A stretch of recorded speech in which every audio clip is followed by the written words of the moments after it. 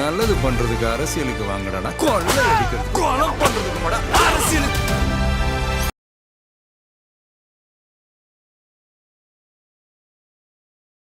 கூப்பனை government தான் கொடுக்கணும். திமுக எப்படி கொடுக்க முடியும்? திமுக ஆட்சிக்கு வந்தால் அரசு கொடுக்கக்கூடிய சலுகை அது. திமுக கொடுக்கக்கூடிய சலுகை இல்லை. ஆமாம். அப்போ இந்த கூப்பனை கொண்டு போய் திமுக கொடுக்கறதே முதல்ல சட்டவிரோதம். அந்த கூப்பன் நமக்கு கிடைக்கலையேன்றது ஆதங்கம் உங்களுக்கு எல்லாருக்கும் கிடைச்சதுதாங்க. அந்த கொடுக்குற அந்த கூப்பனுக்கு ஒரு மரியாதையும் கிடையாது. கொடுக்குறவனுக்கு அதுக்கான அதிகாரம் கிடையாது. இது டூப்ளிகேட் கூப்பன். ஆட்சிக்கு வந்தோடனே நீங்கள் கூப்பன் எடுத்துகிட்டு போய் நீங்கள் பச்சையாக மக்களை ஏமாத்துற முட்டாள்தனங்க இது. இதை விட யாருமே மக்களை முட்டாளாக்க முடியாது. என்ன சொல்கிறதுன்னு தெரியல கார்த்தி. நம்ம அரசியல் கட்சிகள் எந்த அளவுக்கு மக்களை முட்டாளாக்கிட்டு இருக்காங்க. குறிப்பாக திமுக அதில் கின்னஸ் ரெக்கார்டு படைத்து கொண்டிருக்கிறது. இதுதான் சொல்கிறேன், இந்த பாவத்தெல்லாம் இவர்கள் எங்கே போய் கழுவ போகிறார்கள்னு தெரியல, இல்லை எங்கே போய் பரிகாரம் தேட போகிறாங்கன்னு தெரியல. அதிகாரத்தை கைப்பற்றுவதற்கும் காப்பாற்றிக்கிறதுக்கும் எந்த எல்லைக்கும் போகிறதுன்னு துணிஞ்சிட்டாங்க. மக்கள் தான் முடிவு பண்ணணும். பயந்துருக்காங்க. இவங்க எல்லாரும் ஓட்டையும் அவர் உடைக்கிறாரு. அந்த பயத்தில் தான் இவங்க எவ்வளவும் பேசுகிறாங்க. அவர் இவங்களை பற்றி எதுவுமே பேசுகிறது கிடையாது. அவர் ஸ்டாலினை மட்டும்தான் ஸ்டாலின் சார்னு தான் சொல்கிறாரு. ஸ்டாலின் அங்கிள்னாரு, இப்போ ஸ்டாலின் சாருன்ட்டார், மாற்றிக்கிட்டாரு கரூருக்கு பிறகு. அவர் ஸ்டாலினை மட்டும்தான் தொடர்றாரு, வேறு யாருமே அவர் தொடர்றது இல்லை சீன்றது. ஆனால் இவங்க அத்தனை பேரும் சேர்ந்து ஒரு ஆளை அடிக்கிறாங்க. இத்தனை பேரும் ஒரு ஆள் அடிச்சிங்கன்னா அவர் வளருவார். அதுதான் நடக்குது. ரெட்ரோலுக்ஸ் நெஞ்சங்களுக்கு வணக்கம். நான் கார்த்திக். இன்றைய நேர்காணலில் நம்முடைய இணைந்திருப்பவர் மூத்த பத்திரிகையாளர் திரு மணி அவர்கள். ரெட்ரோலுக்ஸை தொடர்ந்து சப்ஸ்கிரைப் பண்ணுறவங்களுக்கு மிக்க நன்றி. பண்ணாதவங்க சப்ஸ்கிரைப் பண்ணிவிட்டு வீடியோக்களை தொடர்ந்து பாருங்கள். வணக்கம் சார். திமுகவுடைய தேர்தல் அறிக்கையில் மிக முக்கியமானதாக பார்க்கப்படுது. அவங்க இந்த தேர்தல் அறிக்கை ஒரு சூப்பர் ஸ்டார் தேர்தல் அறிக்கை அப்படின்னு முதலமைச்சர் போகிற இடம்லாம் சொல்லிட்டு இருக்காரு. அதற்கான அந்த பாட்டையும் பாடுறார் அப்படின் போது அதில் ரொம்ப முக்கியமாக குறிப்பிடப்பட வேண்டிய விஷயம் அந்த 8000 ரூபாய் அந்த கூப்பன் அப்படின்றது. அதை இப்போவே எல்லா இடங்கள்லையும் போய் விநியோகிக்கிறாங்க. அதை வச்சு இப்போ இன்றைக்கி ஆர்கே நகரில் கூட அதை வச்சு அந்த டோக்கனை வச்சு எல்லா வீடுகள்லையும் விநியோகிக்கிறாங்க அப்படின்ட்டு அது தேர்தல் ஆணையமும் இப்போ எதிர்ப்பு தெரிவிச்சு அதை நீங்கள் பண்ணக்கூடாது, நீங்கள் ஆன்லைனில் அதை விளம்பரமாக பண்ணுறதுக்காக தான் அனுமதி கொடுத்தோமே தவிர வீடு வீடாக இதை விநியோகிக்கிறது நாங்கள் அனுமதி கொடுக்கலை அப்படின்றத சொல்லியிருக்காங்க. இப்போது இதை வச்சு ஒரு நிகழ்வே நடந்திருக்கு. வேறு ஒரு ஊரில் ஒரு பெண் தற்கொலையே பண்ணியிருக்காங்க அப்படின்றத திருச்சி. ஆமாம், என்ன திருச்சியில். அதாவது அவங்க போய் கேட்டிருக்காங்க, எல்லாருக்கும் கொடுத்துருக்காங்க அங்கே இருக்கிறவங்களுக்கு, அவங்களுக்கு மட்டும் கொடுக்கல. அதை போய் அவங்க கேட்க போனதுக்கு திமுக நிர்வாகிகள் ரொம்ப அசிங்கமாக பேசி இது பண்ணதுனால, அடித்ததுனால அவங்க அதை தற்கொலை பண்ணிக்கிட்டாங்க இந்த கூப்பன்னால். இந்த கூப்பன் அந்த குடும்பத்தில் உள்ள எல்லாருக்கும் கொடுத்துருக்காங்க, அவங்களுக்கு மட்டும் கிடைக்கல. ஸோ அதை அவங்க போய் கேட்டிருக்காங்க. அவங்க போய் கேட்க போகும்போது அது ஏதோ வாய் தகராறாகி அது ஏதோ மிஸ்கம்யூனிகேஷன் ஆகி அவங்கள போட்டு திட்டி அடிச்சிருக்காங்க. அதுக்கு திமுக நிர்வாகிகளை கைதும் பண்ணியிருக்காங்க. ஸோ இப்படி ஒரு கூப்பன் அப்படின்ற ஒரு விஷயம் பெரிய அதிர்வலைகளை ஏற்படுத்தி இருக்கு அப்படின்றத எப்படி பார்க்குறீங்க? இப்போவே அதை விநியோகிக்கிறத எப்படி பார்க்குறீங்க? அடிப்படையில் சட்டவிரோதமான காரியம். கூப்பனை கவர்மெண்ட் தான் கொடுக்கணும். திமுக எப்படி கொடுக்க முடியும்? திமுக ஆட்சிக்கு வந்தால் அரசு கொடுக்கக்கூடிய சலுகை அது. திமுக கொடுக்கக்கூடிய சலுகை இல்லை. ஆமாம். அப்போ இந்த கூப்பனை கொண்டு போய் திமுக கொடுக்கறதே முதல்ல சட்டவிரோதம். திமுகவுடைய வாக்குறுதி அப்போ அவங்க கொடுக்க வாக்குறுதி வேற. ஆனால் கூப்பனா நீ மெட்டீரியலைஸ் ஆகுறதுன்றது கவர்மெண்ட் கொடுக்கறது, திமுக கொடுக்கறது இல்லை. 1000 ரூபாய் யார் கொடுக்குறா? அரசு கொடுக்குது. அரசு கொடுக்குது. வாக்குறுதி கொடுத்தது திமுக. ஆமாம். நீ கொண்டு போய் கூப்பனை கையில் கொடுக்கறது மூலமா நீ கைவிட்டு கொடுக்குற சார். அதை எடுத்துட்டு கடைக்கு போகிறாங்க சார். இதோட அடுத்த கட்டம் எங்கே போகுதுன்னா, யாரோ ஒரு பெண் அடித்து தற்கொலை பண்ணி பாவம் இல்லை. இதெல்லாம் இந்த பாவத்தெல்லாம் எங்கே போய் திமுக பரிகாரம் தேட போகுதுன்னு தெரியல. இது எப்படி இதை முதலமைச்சர் அனுமதிக்கிறாருன்னு நமக்கு புரியல. 8 பேர் அவங்க கட்சிக்காரங்களை கைது பண்ணியிருக்காங்க. ஒரு பெண் தற்கொலை செய்து கொண்டிருக்கிறாள்னா, தற்கொலைகளில் தமிழ்நாடு தான் இந்தியாவிலே முதல் மாநிலமாக இருக்குது. 8000 ரூபாய் கொடுக்குற கூப்பனில் சண்டை வருதுன்னா அப்போ இதை எப்படி புரிஞ்சுக்கிறது? முதல்ல இது அடிப்படையில் ஒரு சட்டவிரோதமான காரியம். அந்த பெண் ஒரு சட்டவிரோதமான காரியத்துக்கு தெரிஞ்சோ தெரியாமலோ தன்னை ஆட்படுத்தி கொண்டிருக்கிறாள். கூப்பன் கொடுக்கறதுக்கு உனக்கு அதிகாரமே கிடையாது. அந்த கூப்பன் நமக்கு கிடைக்கலையேன்றது ஆதங்கம் உங்களுக்கு எல்லாருக்கும் கிடைச்சதுதாங்க. அந்த கொடுக்குற அந்த கூப்பனுக்கு ஒரு மரியாதையும் கிடையாது. கொடுக்குறவனுக்கு அதுக்கான அதிகாரம் கிடையாது. இது டூப்ளிகேட் கூப்பன். ஆட்சிக்கு வந்தோடனே நீங்கள் கூப்பன் எடுத்துகிட்டு போய் நீங்கள் பச்சையாக மக்களை ஏமாத்துற முட்டாள்தனங்க இது. இதை விட யாருமே மக்களை முட்டாளாக்க முடியாது. இதை விட யாரும் மக்களை முட்டாளாக்க முடியாது. அவங்க ஃப்ரிட்ஜு கொடுத்தாங்கன்னு நீங்கள் கூப்பன் ஆரம்பிச்சிங்க. அது எங்கே போய் நிற்கிது? உங்கள் கட்சிக்காரன் இன்றைக்கி போய் கூப்பனை கொடுத்து மக்களை ஏமாற்றி, அது அந்த பொய்யான வாக்குறுதி. அது இல்லாத ஒன்றுக்காக ஒரு பெண் தற்கொலை செய்து கொண்டிருக்கிறாள். மற்றவங்களுக்குலாம் ஒரிஜினல் 8000 ரூபாய் கூப்பன் கிடச்சி அவங்க பொருளை வாங்கி இவ்வளோ கிடைக்கலன்னு தற்கொலை பண்ணால் கூட 1% லாஜிக்கு, லாஜிக் தான் அது கூட. 1% அதில் லாஜிக். அதுவும் இல்லை. ஒரு உயிர் போயிருக்கு. கட்சிக்காரங்க 8 பேர் அரெஸ்ட் பண்ணியிருக்காங்க.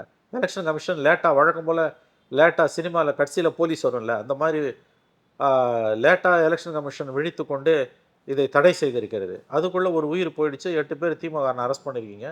என்னது இது? எங்கே வந்து நிற்குது உங்கள் தேர்தல்? இல்லை, நமக்கு ஒவ்வொரு தடவையும் ஒரு ஃபார்முலா.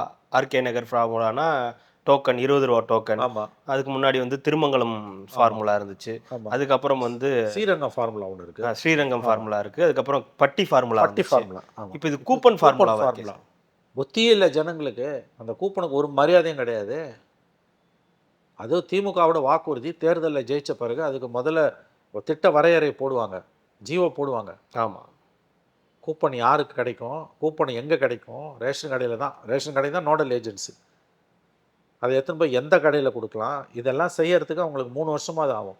1000 ரூபாய் எப்போ கொடுத்தாங்க? வந்தோடனே கொடுத்தாங்க. அதுக்கே 2.5 வருஷம் ஆச்சு. 27 மாதம் பொறுத்து கொடுத்தாங்க.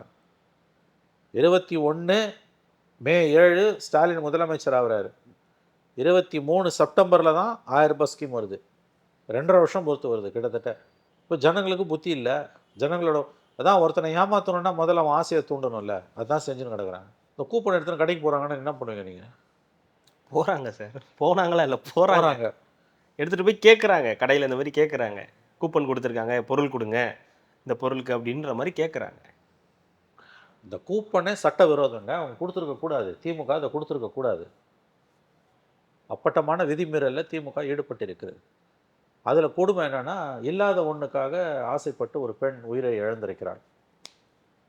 பட் எதுக்கு போட்டு அவளை அந்த பொண்ணை அடித்தாங்க? அது அது உள்ளூர் பகையா என்னன்றதெல்லாம் அது தெரியல நமக்கு. கொடுக்கலன்னா கொடுக்கலன்னு சொல்லிட்டு போயிருக்கலாம். எதுக்கு அடிக்கணும்? அதுலேயும் அவங்க ஒரு தலித் பெண்ணுன்னு நினைக்கிறேன். அவ்வளோதான். சொல்லவே தேவையில்லை. அங்கே என்னெல்லாம் விளையாடி இருக்கும், எத்தகைய உணர்வுகள் விளையாடி இருக்கும்ன்றது நம்ம புரிஞ்சுக்கலாம். எந்த ஊரில் இது? திருச்சி இல்லையா? திருச்சியோட போலீஸ் டிஸ்ட்ரிக்டே அதுக்கு ஒரு இதுவே கொடுத்துருக்காங்க. அறிக்கையே வந்து கொடுத்துருக்காங்க. அவங்களோட எக்ஸ் தளத்தில் அதை வந்து போட்டிருக்காங்க. 8 பேர் கைது செய்யப்பட்டிருக்காங்க. ஆமாம். Very sad Karthi. ரொம்ப ரொம்ப துரதிருஷ்டவசமானது. இதெல்லாம் ஒரு 8000 ரூபாய்க்காக ஒரு உயிர் போகணும். 8000 ரூபாய்க்காக மனித உயிரோட விலை அவ்வளோதானா? டோக்கன்றது கான்செப்டை எங்கே கொண்டு போய் நீங்கள் நிறுத்திருக்கு கட்சி அதிமுக?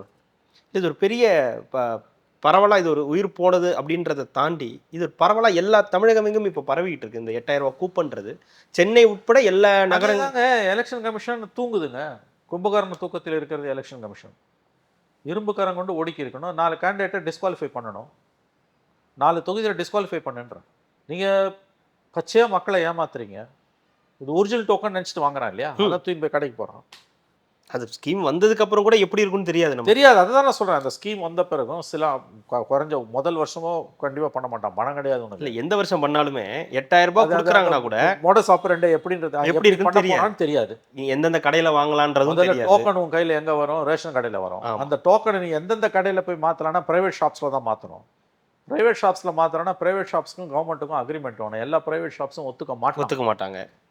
ஏன்னா அவன் அதில் கொடுக்குற பொருள் எல்லாம் கவர்மெண்ட் கொடுக்குற பொருள். நீ இப்போ ஃபேக்ட்ரியில் ப்ரொக்யூர் பண்ண முடியாது. இப்போ வசந்தன்கோவில் போய் நீ வாங்குறேன்னா வசந்தன்கோவோட ஒரிஜினல் ப்ராடக்டை உனக்கு கொடுக்க மாட்டான். ஏன்னா நீ லாட்டில் ப்ரொக்யூர் பண்ணும்போது அதுக்கேற்ற தரம் தான் கிடைக்கும். இப்போ கவர்மெண்ட்டுக்கும் அவங்களுக்குமான அக்ரிமெண்ட் என்ன? இது இம்ப்ளிமெண்டேஷனில் நிறைய ப்ராப்ளம் வருங்க. இந்த டோக்கனை ஒருவேளை திமுக ஜெயிச்சு ஆட்சியை தக்க வச்சுக்கிட்டாங்கன்னா இந்த ஸ்கீமை அவங்க ஓரளவாவது இம்ப்ளிமெண்ட் பண்ணுவாங்க. அப்போ இந்த டோக்கனை வந்து பெனிஃபிஷரிஸை தேர்ந்தெடுக்கிறது சரி, ரேஷன் கடை கார்டை வச்சு எடுத்துருவாங்க. மெட்டீரியலைஸ் பண்ணும்போது எந்தெந்த கடையில் கொடுத்து எப்படி வாங்குவீங்க? நல்லா காசு கொடுத்து வாங்குறதுக்கு மரியாதை வேறு, இலவசத்துக்கான மரியாதை வேறு இல்லை. போனோன்னு தூக்கி கொடுத்துட மாட்டான். நீ பதிவு பண்ணிட்டு போ, 4 நாள் பொறுத்து வீட்டுக்கு வருவோம். இங்கே அந்த 8000 ரூபாயை தாண்டி அதுக்கு அவங்க சொல்லியிருக்க அந்த ஆப்ஷன்ஸ் வந்து டிவி, ஃப்ரிட்ஜு, வாஷிங் மிஷின் அதெல்லாம் வந்து சுருங்கும். அது இம்ப்ளிமெண்டேஷன் நிறைய பிரச்சனை வரும் சார். டிவி, ஃப்ரிட்ஜ், வாஷிங் மிஷின்னா கூட எல்லாமே காஸ்ட்லி தான். ஆமாம், எல்லாமே ஒரு 15000 ரூபா 20000 ரூபா அந்த ரேஞ்சில் இருக்கிறது தான் சார். அதுதான் சொல்ல வரேன். பிராண்டட் ஐட்டம் உங்களுக்கு எப்படி வரும்? அப்போது 8000 ரூபாய்க்கு மேலே நீங்கள் கொடுத்து வாங்கணும். அது இல்லாமல் பழைய பொருள் இருந்தால் அதையும் கொடுத்துட்டு நீங்கள் வந்து எந்த பழைய பொருளாக இருந்தாலும் 1500 ரூபாய்க்கு மேலே எடுக்க மாட்டாங்க எதுவுமே. ஒரு வருஷம் ஆன பொருளானாலும் அவ்வளோதான் விலை. 10 வருஷமானாலும் அவ்வளோதான் விலை. 1000லேருந்து 1500 ரூபாய்க்கு மேலே எந்த பழைய பொருளையும் எந்த கடைக்காரனும் எடுக்க மாட்டான். இன்றைக்கி ஒரு நல்ல ஃப்ரிட்ஜ் வாங்கணுன்னா எவ்வளோ ஆகும்? மினிமம் அந்த ஒரு 15-16000 ரூபா ஆகும். Single door. ஆமாம்.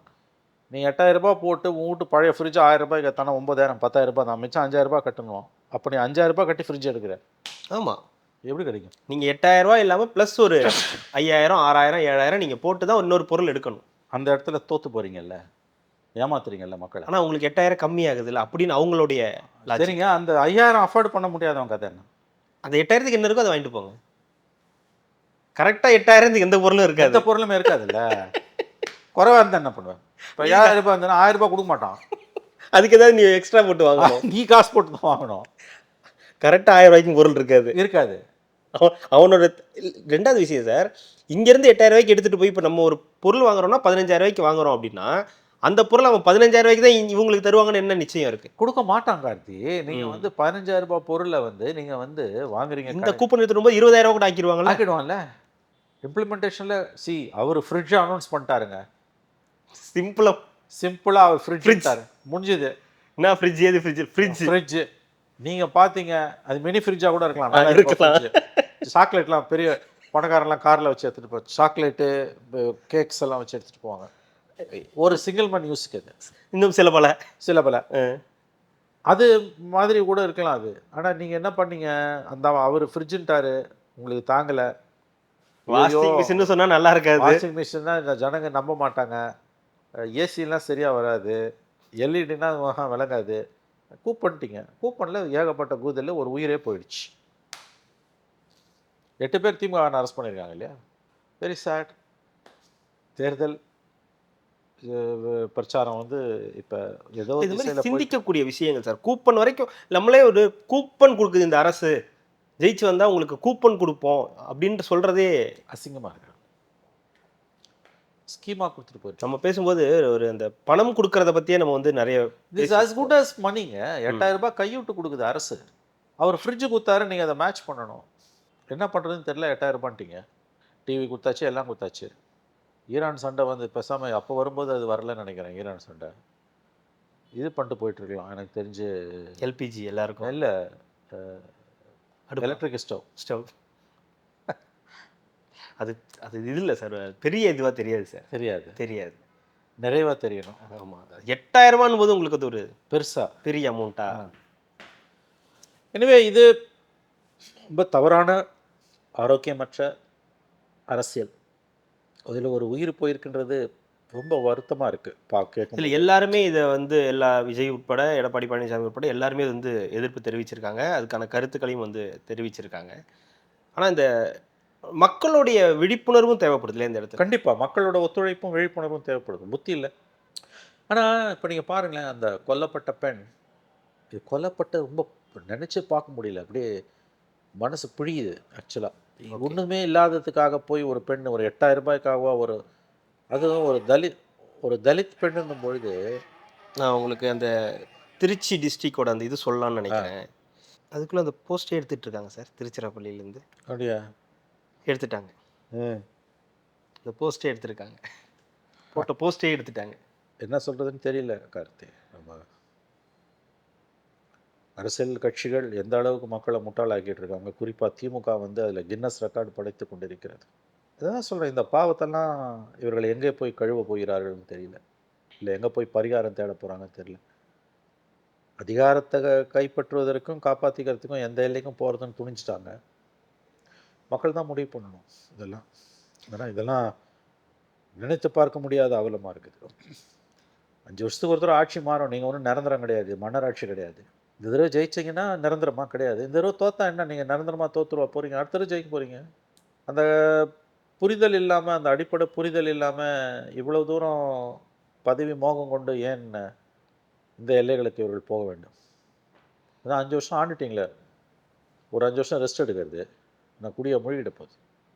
இல்லை தோல்வின்னா உங்களுக்கு புதுசாக? தோல்வியிலே வளர்ந்த இயக்கம் தானே.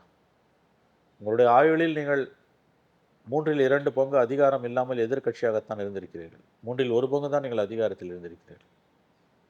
அப்போ இவ்வளவு தூரம் ஏன் இதற்கு மோகம் கொண்டு அலைய வேண்டும்? தோத்துருப்பாங்களா? இது என்ன பெரிய விஷயமானா? ஏன் நீங்கள் தோக்கவே கூடாதா? இல்லை நீங்கள் தோக்கவே மாட்டீங்களா? நீங்கள் தோக்கவே கூடாதா? இல்லை நீங்கள் தோக்கவே மாட்டீங்களா? மக்கள் தீர்ப்பு எதாக இருந்தாலும் எடுத்துக்க போகிறோம், அவ்வளோதானே. இதில் என்னத்துக்கு, எதற்காக இவ்வளவு மோகம், இவ்வளவு தூரம் ஏன் ஒரு இவ்வளோ ஒரு வன்மம் ஏன் இருக்குது உங்களுக்கு? ரூ. 8000 டோக்கனை கேட்ட பெண்ணை அடித்து கொள்கிற அளவுக்கு உங்களுக்கு அதுவும் ஒரு தலித் பெண். அவளுக்கு அது பெரிய விஷயங்க. இந்த செத்து போன அந்த பெண்ணுக்கு அது ரூ. 8000ன்றது ஒரு பெரிய அமௌண்ட்டு இந்த தான். அவமானத்துல அதனால அவங்க சூசைட் ஆ பண்ணிக்கிறாங்க. தனக்கு கிடைக்கலன்னு அடிச்சிருக்காங்க போட்டு. திட்டியிருக்காங்க. ரொம்ப மோசமான வார்த்தைகள்ல திட்டினதுனால, அடிச்சதுனால, அவங்கள புடிச்சு இழுத்து இத்தனைக்கும் அது வந்து ஒரிஜினல் டோக்கன் இல்ல.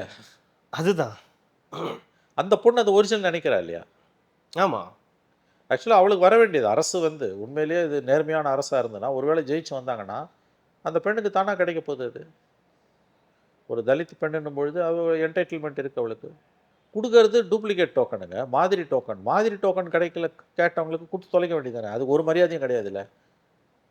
ஒரு பேப்பர் தானே அது. இல்லையா? அது தூக்கி குடுக்க வேண்டியது தானே. அத குடுக்கறதுல என்ன உனக்கு பிரச்சனை? இத குடுத்தா தான் நாளைக்கு அவன் குடுக்க போறானா? கிடையாது. அந்த ஸ்கீம் வேற. அது என்ன கைட்லைன்ஸ் வந்தாலும் அது ஜிஓ போடணும். எப்படியும் 2 வருஷத்துக்கு அத தொட மாட்டீங்க. 2 வருஷம் பொறுத்து தான் நீங்க அத ஆரம்பிப்பீங்க. அது இருக்க போற பஞ்சாயத்து பெரும் அந்த பஞ்சாயத்து. பெரும் பஞ்சாயத்தா இருக்கும் அது. ஏற்கனவே உங்க கஜானா காலி. வந்தோனே இதெல்லாம் தொடவே மாட்டீங்க. Very sad. நம்ம ஒண்ணும் பேசுறதுக்கு இல்ல இதுல. இன்னொரு பக்கம் நம்ம விஜய் அவர்களுடைய அரசியலை பத்தி தொடர்ந்து பேசியிருந்தாலும் கூட, அவர் மேல நிறைய விமர்சனங்கள், அவருடைய அரசியல் பற்றி நிறைய விமர்சனங்கள் நீங்க தொடர்ந்து வச்சிருந்தாலும் கூட, அவரை பற்றியே திமுக கூட்டணியில உள்ளவர்கள் பேசுறதை பற்றி எப்படி பார்க்குறீங்க? பிரேமலதா அவர்கள் நேற்று பேசும்போது, நீங்க ஒரு லாலிபாப் சாப்பிடுற ஒரு பேபி அப்படின்னு சொல்றாங்க. திருமாவளவன் தொடர்ந்து விமர்சிக்கிட்டே இருக்காரு. ஆனா, அவர் சொல்ற கருத்துக்கள்ல முன்னுக்கு பின் முரண் இருக்கு. நீங்க என்டிஏக்கு போக்கூடாதுன்னு சொன்னதும் அவர்தான். இப்போ விஜய் இறக்கி விட்டுருக்கிறதும் பிஜேபி தான் அப்படின்னு சொல்றதும் அவர்தான்னும்போது, தொடர்ந்து அவரை சுற்றி கூட்டணி கட்சிகள் அவரையே வசைபாடுறதை எப்படி பார்க்குறீங்க? பயந்துருக்காங்க. இவங்க எல்லார் ஓட்டையும் அவர் உடைக்கிறாரு. அந்த பயத்துல தான் இவங்க இவ்வளவும் பேசுறாங்க. அவரு இவங்கள பத்தி எதுவுமே பேசுறது கிடையாது. அவர் ஸ்டாலின மட்டும் தான் ஸ்டாலின் சார்ன்னு தான் சொல்றாரு. ஸ்டாலின் அங்கிள்னாரு, இப்ப ஸ்டாலின் சாருன்ட்டாரு. மாத்திக்கிட்டாரு அது. மாத்திக்கிட்டாரு. கரூருக்கு பிறகு. அவர் ஸ்டாலின மட்டும் தான் தொடுறாரு. வேற யாரையுமே அவர் தொடுறதில்ல சீன்றது. ஆனா இவங்க அத்தனை பேரும் சேர்ந்து ஒரு ஆள அடிக்கிறாங்க. இத்தனை பேரும் ஒரு ஆள் அடிச்சீங்கன்னா அவர் வளருவார். அதான் நடக்குது. அதில பிரேமலதா விட்டுருங்க. விஜயோடைய திருமாவோட ஸ்பீச் முன்னுக்கு பின் முரண்பாடுகளின் மூட்டை. போயிடக்கூடாது, போயிடக்கூடாது. நடுப்புற ஒரு மாத காலம் விஜய் என்டிஏக்கு போயிடுவாருன்னு ரூமர்ஸ் அதிகமா அடிபட்டப்ப அவர் போயிடக்கூடாது அப்படின்னு சிலாகிச்சு பேசியவர். விஜய் மேல அப்படியே அக்கறை அவர் கரை புரண்டு ஓடியது. சகோதரர் காட்டாற்று விஜய் வெள்ளம் அங்க போயிடக்கூடாது. காட்டாற்று வெள்ளமாய் கரை புரண்டு ஓடியது. சகோதரர் விஜய் அங்க போயிடக்கூடாது. ஒரு சிறப்பான எதிர்காலம் இருக்குது. கட்சியில இன்னைக்கு அவர் போகாம தனியா நிக்கும்போது, பிஜேபி சொல்லி தான் தனியா நிக்கிறாருன்றாரு. எதனா ஒண்ணு பேசணும் அவரு. எல்லாத்தையும் பேசுறாரு. இல்ல அதுல உள்ள பிரச்சனை என்ன சார்? ஒரே பிரச்சனை தான். அவர் ஓட்டு விஜய் கிட்ட போகுது. அவர் ஓட்ட விஜய் பெரிய அளவில் கபலீகரம் பண்றார். அந்த கோபத்தில், வருத்தத்தில் திரும்ப முன்னுக்கு பின் முரணாக பேசிக் கொண்டிருக்கிறார். இல்ல ஒட்டுமொத்தமாவே திருமாவளவர்களுடைய அந்த அ பரப்புரையே ஒரு Frustration. குழப்பத்துல தான் இருக்கு. ஃப்ரஸ்ட்ரேஷன். அவரே ஒரு மாதிரி குழப்பத்துல தான் ஆமா, இருக்காரு. அவர் தேர்தலில் போட்டி போடுன்னு சொல்லிட்டு வாபஸ் வாங்கினாரு. பல்ட்டி அடிச்சாரு. நிறைய பல்ட்டி அடிச்சிருக்காரு இந்த 3 மாசத்துல. நான் சொன்னேன்ல 10 ஆண்டுகளுக்கு 12 ஆண்டுகளுக்கு முன்பு ராமதாஸ் அவர்கள் வந்து தலித் எதிர்ப்பு அரசியல் பண்ணும்போது ராமதாஸ் அவர்களுக்கு டாக்டர் ராமதாஸுக்கு திரும்ப வைத்த பட்ட பெயர் அந்தர்பல்ட்டி ஐயாதாஸ். நீங்கள் அது யாருக்கு பொருந்துன்றதை உங்கள் முடிவுக்கு நான் விட்டுருவேன்.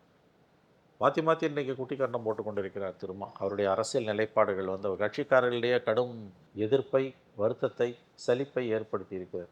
அவர் தொகுதியில் காட்டுமன்னார் கோயிலில் அவர் நிற்கிறதுன்னு முடிவு பண்ணிட்டார். அப்புறம் முடிவு வேணான்னு மறுபரிசீலனை பண்ணி வேணான்ட்டார். சரி, அது அவர் உரிமை. ஆனால் யாருக்கு சீட்டு கொடுத்துருக்காரு? காங்கிரஸில் சேர்ந்த ஒருத்தருக்கு சீட்டு கொடுத்துருக்காரு. லேபருமாள் பெரிய தலைவர், சந்தேகம் இல்லை காங்கிரஸில். பட் அவர் மகன் வந்து காங்கிரஸ்காரன். விசிகால அங்கே எத்தனையோ ஆண்டுகளாக உழைச்சி கட்சிக்காக பாடுபட்டு சீட் எதிர்பார்த்தவங்க எத்தனையோ குறைஞ்சது ஒரு 10 பேராவது இருப்பாங்க.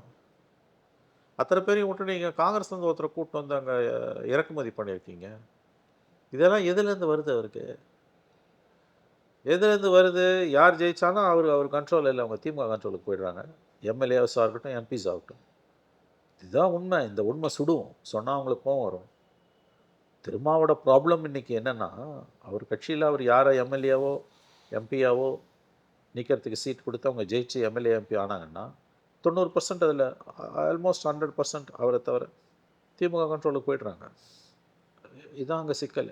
இந்த சிறிய கட்சிகளில் இருக்க பெரிய பிரச்சனை தான். அதனால தான் அவங்க யாருக்குமே சீட்டு கொடுக்கறதில்ல. யார் வளர்கிறதும் பிடிக்காது. அந்த மாதிரி நிறைய பேர் இருக்காங்க, பார்த்துருப்பீங்க. பெயரெல்லாம் சொல்ல விரும்பல. கூட்டம் சின்னதாக இருக்கும்போது யாருக்கும் ப்ராமினன்ஸ் வந்துடக்கூடாது. அவன் சாப்பிடுவான். அதான் நடந்திருக்கு. இப்போ இவருடைய எம்எல்ஏக்கள் யாருக்கு விசுவாசமாக இருந்தார்கள் என்பது ஊருக்கே தெரியும். அதில் 3 பேர் ஏன் இவர் சீட்டை மறுத்தார், அதுக்கு உண்மையான காரணம் என்ன என்பதும் ஊருக்கே தெரியும். இப்போ அதோட தொடர்ச்சி தான் இந்த மாதிரி எல்லாம் பேசிகிட்டு இருக்குது. பண்ண முடியல, ஃப்ரஸ்ட்ரேஷன், ஒரு விதமான விரக்தி, கட்சி கட்டுப்பாட்டில் இல்லை.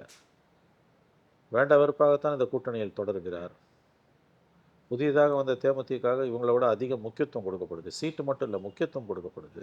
நேற்று கூட சேலத்தில் அவர் இல்லையே. இல்லை, இப்போ சேலத்தில் முதலமைச்சர் ரோட் ஷோ போகிறார், சாலை மார்க்கமாக நகர்வலம் போகிறார், நடந்து போகிறார். இப்போ அதில் பார்த்தீங்கன்னா முதலமைச்சர் ஸ்டாலின் அவர்களுடைய இடது பக்கத்தில் கமல்ஹாசனும் வலது பக்கத்தில் பிரேமலதாவும் போகிறாங்க. ஆனால் இந்த கூட்டணி 3 தேர்தல்களில் வெற்றி பெற்று அமோகமாக வெற்றி பெறத்துக்கு முக்கியமாக இருந்தது யார்? திருமாவளவன், 2 இடதுசாரிகள், வைகோ, காங்கிரஸ் தலைவர் செல்வப்பிரதான். இந்த 5 பேரும் நேற்று இல்லை. 5 பேரும் நேற்று இல்லை. கமல் எப்போ வந்தார்? பிரேமலதா எப்போ வந்தாங்க?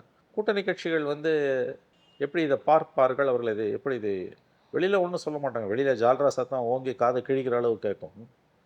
உள்ளுக்குள்ளே இருக்குல்ல, பெரிய அளவில் உள்ளுக்குள்ளே கொதிப்பு இருக்குது. கூட்டணி கட்சிகள் திருமாவோடு நடக்கிறத கூட இவர்கள் விரும்புவதில்லை. விசிகாவோட பிரதிநிதிகள், அவங்க மாவட்ட பிரதிநிதிகள், திமுக மந்திரிகள் குறிப்பாக பிரச்சாரத்துக்கு போகிறாங்கன்னா அவங்க வாகனங்கள்லேருந்து இறக்கி விடப்படுகிறார்கள். துரைமுருகன் வாகனத்திலலாம் பார்த்தோம். விசிகா கொடியை கட்டிக்கிட்டு கூட போக மாட்டேங்கிறாங்க பிரச்சாரத்துக்கு. இதில் கொடி கூட இருக்க மாட்டேங்க. சார்ட் ஆஃப் ஒரு ஆன்டி தலித் கன்சல்டேஷன் வந்து திமுக கூட்டணிக்குள்ளேயே நடந்துகிட்டு இருக்கோன்னு தான் தோணுது. ஒரு சில இடங்களில் செவறுகளில் எழுதிருக்கின்ற பேரில் கூட விடுதலை சிறுத்தைகள்னோ திருமாவளவன் அவர்களோன்றது பேர் இருக்க மாட்டேங்குது. திமுக வந்து திமுக கூட்டணி இல்லை இன்னைக்கு. குறிப்பாக திமுக, நான் இடதுசாரிகளை சொல்லலை, காங்கிரஸையும் சொல்லலை, அதுவும் தேமுதிக உள்ளே வந்த பிறகு திமுக அண்ட் தேமுதிகவில் சேர்த்த இந்த 2 பேர் விஷயத்தை மட்டும்தான் சொல்ல முடியும். மற்றவங்கள தான் சொல்லக்கூடாது, சொல்ல மாட்டேங்க. Sort of anti Dalit consultation நடக்குது.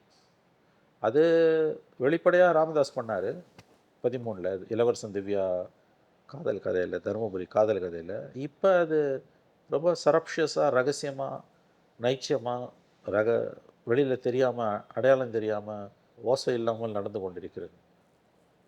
Dalit anti Dalit consolidation within the DMK alliance. Within the DMK alliance போது லெஃப்ட்டு காங்கிரஸ் அதில் இல்லை. அவங்கள அந்த சொல்லாடலுக்குள்ள நம்ம இழுக்க முடியாது. டிஎம்கே அண்ட் டிஎம்டிகே இருக்காங்க, அது செய்கிறாங்க. அவங்களுக்கான ரெப்ரசன்டேஷன் வந்து ஒரு ஜீப்பில் கூட இல்லைன்னா லைஃப்பில் எங்கே இருக்குது? அதாவது நீ வந்து ஒரு தலித் லீடரை ஜீப்லேருந்து இறக்கி விட்றேன்னா அது உணர்த்தக்கூடிய செய்தி என்னன்றதை பற்றின கவலை கூட இல்லாமல் நான் இப்படி தான் அவங்க போவாங்கன்னா அப்போ இது என்ன மாதிரியான திராவிடியன் பாலிடிக்ஸ்? பல இடங்களில் அமைச்சர்கள் அவங்க வரதை விரும்புறதில்லை. ஓகே, அவர்கள் கொடிகள் கட்டணும், அவங்க கூட இருக்கிறது அவங்க விரும்பலை. அவங்களோட ரெப்ரசன்டேஷனை வந்து அவங்க விசிபிளாக தெரிகிற மாதிரி வச்சுக்க. ஓட்டு மட்டும்தான் வேணும், ஓட்டு மட்டும் வேணும். ஆனால் அவங்க வெளிப்படையாக வரக்கூடாது, தங்க கூட அடையாளப்படுத்திக்கூடாது. அதை தான் நான் சொல்கிறேன், ஒரு anti Dalit consolidation within DMK alliance கூட இல்லை, within DMK, especially contesting DMK MLA candidates அவங்க மத்தியில் நடந்துகிட்ருக்கு. வெளிப்படையாகவே தெரியுது. இது என்னையும் உங்களை விட இன்னும் அதிகமாக திருமாவுக்கு தெரியும். அவர் வந்து கையேறு நிலையில் இருக்கார். கண்டிப்பாக சார், அடுத்தடுத்த நிகழ்வுகளில் தொடர்ந்து பேசலாம். மிக்க மகிழ்ச்சி, நன்றி. மக்களுக்கு நல்லது பண்றதுக்கு அரசியலுக்கு வாங்கடா, கொள்ளை அடிக்கிறது, கொலை பண்றதுக்கு அரசியலுக்கு